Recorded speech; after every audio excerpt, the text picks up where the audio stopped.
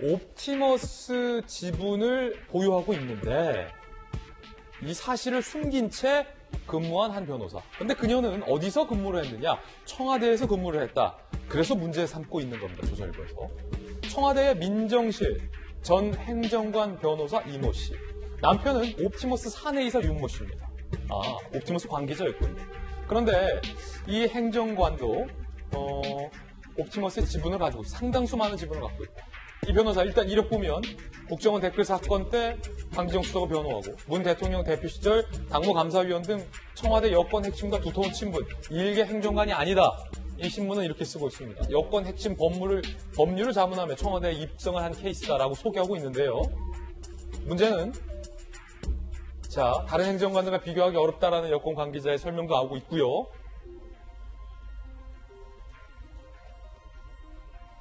청와대 민정실 전 행정관 변호사 이모 씨가 청와대의 재직 기간 중에 본인의 옵티머스 지분 9.8%를 차명으로 전환한 이후에, 그러니까 차명으로 계속 보유하고 있다는 의혹인데 올해 6월까지 계속 근무했었다. 지분 차명 전환 시점이 라임 등 사모펀드의 문제점이 불거지기 시작한 시기인데도 불구하고 계속 청와대 민정실에서 주식을 차명으로 보유하고 있으면서까지 근무를 했었다라는 겁니다. 청와대에 계셨던 박정하 전 대변인, 일단은 청와대 민정실의 행정관이 주식을 차명으로 보유하면서 계속해서 근무하고 있다. 이거 적절합니까? 부적절하죠, 당연히. 만약에 이 보도가 사실이라면. 그러니까 이제 조선일보 보도에 따라서 저희가 그냥 해석을 하니까 지금 사건이 굉장히 엄청난 일이 생겼고 무려 5천억 대 이상의 사기 펀드라고 얘기들 하고 있는데 거기에 9.8%나 지분을 가지고 있고 본인의 남편은 그 회사의 이사를 맡고 있다. 현재 구속되어 있고 이런 상황에서 보통의 경우 같으면 직을 떠나고 나서 이 건을 수사를 받든지 아니면 자연스러운 상황에서 있어야지 그것도 핵심적인 민정수석실에 계속 근무를 하고 있었던 것 자체가 굉장히 석연치 않은 부분이 좀 있다라는 개인적인 생각이 있고 이에 따라서 조선일보도 왜 그렇게까지 그 시기까지 계속 민정수석실에 남아 있었어야 되느냐라는 거에 대해서 의혹을 제기하면서 이제 기사를 마감을 합니다. 굉장히 부적절한 처신이고요. 이 재밌는 건 뭐냐면 이 지금 이모 행정관 나오죠, 윤모 변호사 나오죠. 그러고 있는데 정작 옵티머스 대표인 김 대표는 이거를 검찰 수사에서 핵심 로비를 했다라고 진술을 안 하고 재판정에서 얘기를 해요. 검찰에서 진술을 했다면 소위 검찰에 잘 보이기 위해서 모든 걸 풀었다라고 할 수 있지만 재판정에서 내가 과연 누군가에게 뇌물을 줬다라고 하면 나한테 아무런 정상 참작이 되지도 않고 나한테 도움이 되지 않을 텐데 왜 재판정에서 했을까라는 큰 의문을 가지면서 그 전에 있었던 몇 가지 사건과 관련시켜서 보면은 우리 추미애 장관 관련해서 동부지검 얘기 많이 했잖아요. 첫 번째 이거 보면 동부지검도 8개월 동안 수사를 안 해요. 이것도 2개월 동안 수사를 안 해요. 그 사이에 수사 관계자 담당자가 바뀌어요. 두 번째 주요 진술에 대해서 검찰이 진술을 빼요. 동부지검에서 우리 추 장관 아들 얘기할 때도 주요 진술이 하나 빠졌다고 얘기하잖아요. 지금도 보면 정작 로비했다라는 아주 구체적인 진술이 있었는데도 불구하고 그게 쑥 빠져버려요. 조서에서 빠졌어요? 조서에서 이미 두세 달 전에 그 김모 대표가 나 누구누구한테 로비했다라고 얘기를 하고 액수까지도 나왔는데 그 진술이 정작 수사 진술서에는 없어요. 세 번째, 이게 특정 이성윤 검사장한테만 보고가 되지 정작 검찰총장은 이 건 저 건 다 나중에 언론 보고 알았다고 얘기를 해요.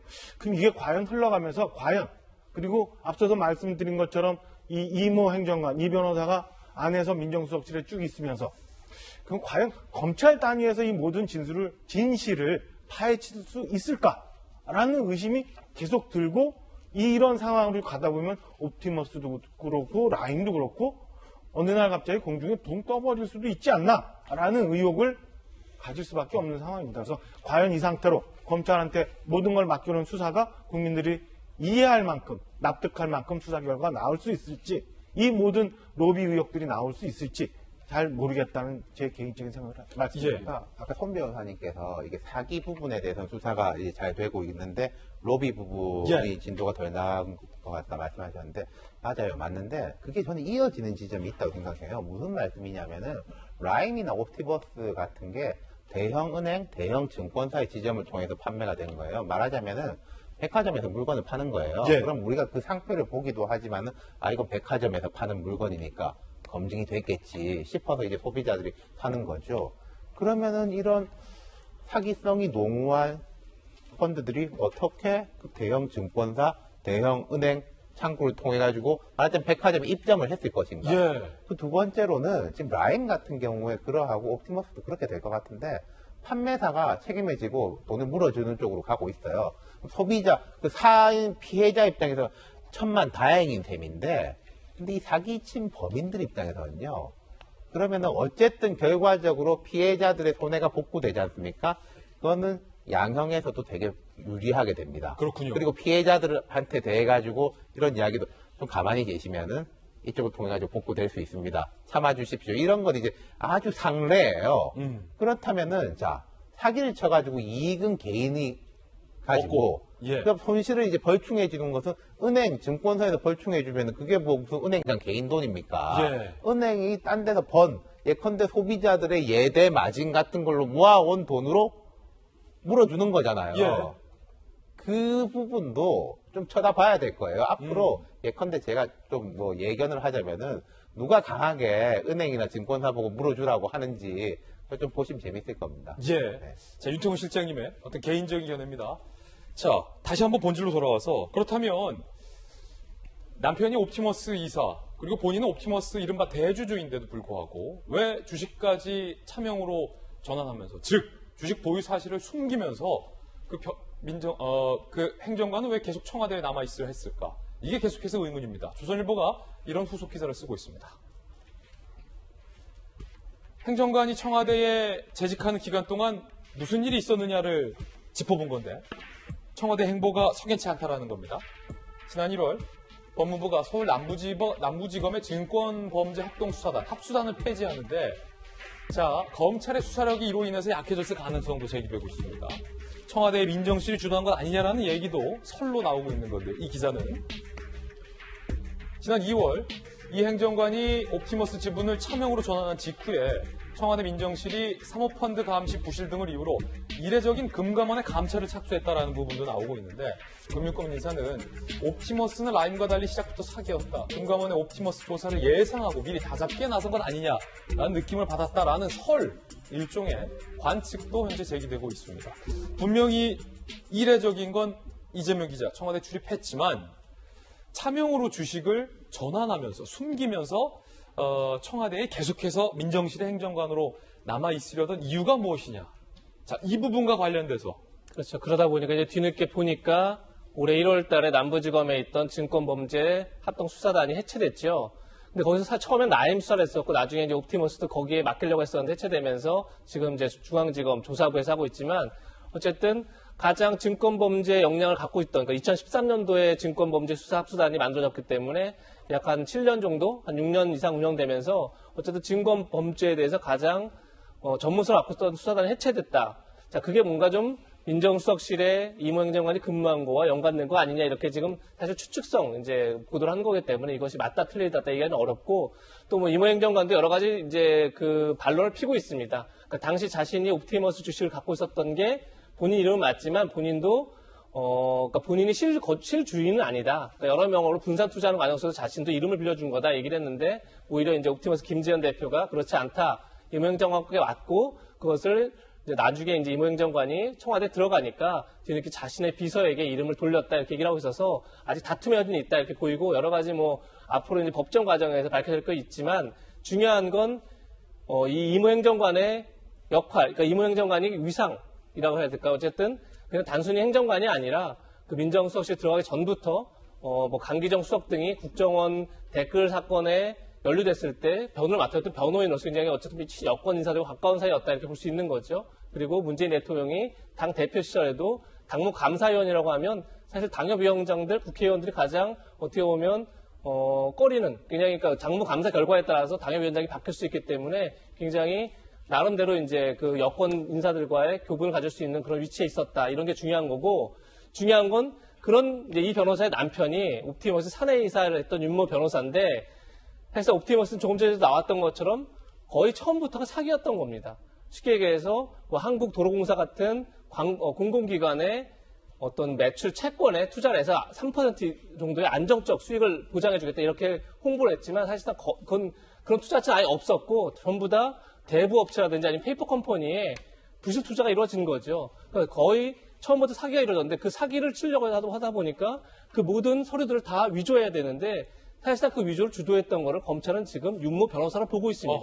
이모 행정관의 남편을 보고 있는 겁니다. 따라서 옵티머스 이 사건의 어떻게 보면 몸통인데 몸통의 부인이 민정수석에서 근무하면서 과연 옵티머스 사건 그러니까 수사가 제대로 이루어지는 과정 그리고 금감원 제대로 그러니까 감찰이 이루어지는 과정 속에서 다른 개입이 없었느냐 이런 의혹이 있는 거고 그 점에 있어서 검찰이 면밀하게 들여다봐야 되지 않을까 생각이 됩니다.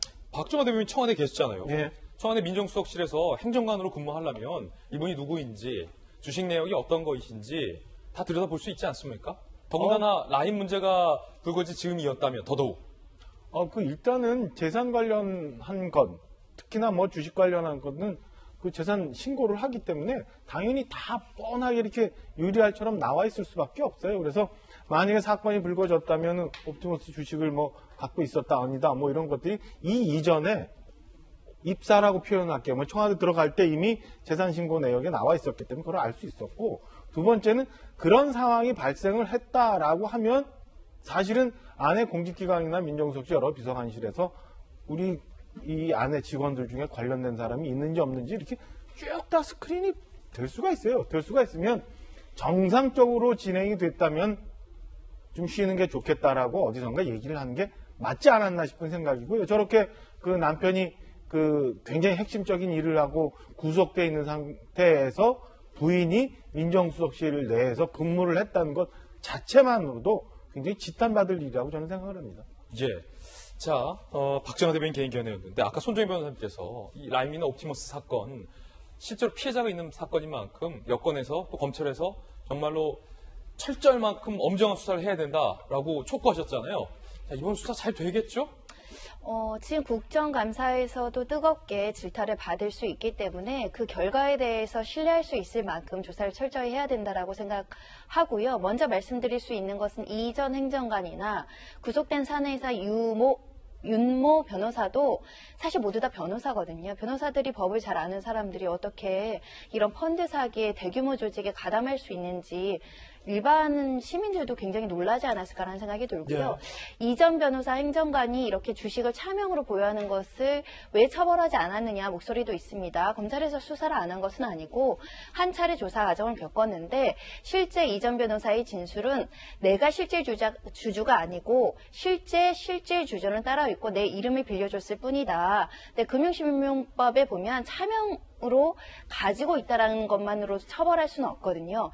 이것이 불법으로 재산을 은닉하거나 기타의 탈세 혐의가 있어야지 이것을 금융실명법으로 처벌할 수 있는데 그러니까 이 일은 이전 행정관에서 끝날 수가 없는 거죠. 그 위에 실질 주주를 처벌해 나가는 과정들이 좀 필요할 것으로 보이고 특히 검찰 수사를 무마하기 위해서 이렇게 직제 개편한 거 아니냐 이런 보도가 나와 있는 부분은 사실 동의하기는 어렵습니다. 왜냐하면 이런 검찰 개혁과 직제 개편은 이 라임이나 옵티머스가 터지기 전부터 이제 정권 차원에서 공약이라든가 검찰 개혁안, 특히 법무부 안으로도 나왔던 것이기 때문에 이걸 무마하기 위해서 이렇게 뭐 경제수사부를 없앤다거나 이렇게는 생각이 들지 않는데 그런 비판이 있을 정도로 너무 철저하게 수사했다라는 인식을 국민들에게 주지 못하는 부분을 반영을 해서 관련자들에 대한 끊임없는 소환 조사가 좀 필요한 시점이 아닐까 생각이 들고 여권 인사가 20명이 거론이 됐다는 거예요. 원래 대형 권력형 비리가 터지고 이런 펀드 사기가 발생했을 때는 누구라도 줄을 잡고 그게 썩은 동아줄이라도 잡고 뭔가를 구명을 하거나 로비하려는 시도는 있을 수 있거든요.